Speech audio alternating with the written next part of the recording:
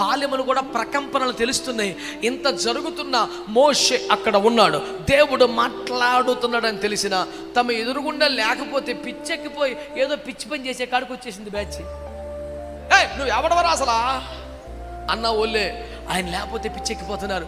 ఈ మోషే ఏమైనా మాకు కనబట్టలేదు, మాకు మెంటలో చేస్తుంది, మాకు ఏదో ఒకటి తయారు చేయి. నిన్ను చూడకుండా ఉండలేని పరిస్థితికి జనం వచ్చారంటే ఏం చేశాడురా నాయన? హల్లెలూయా.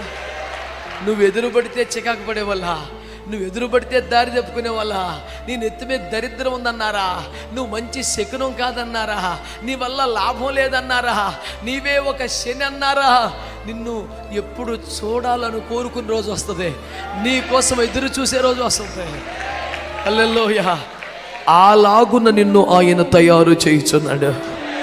హల్లెలూయా.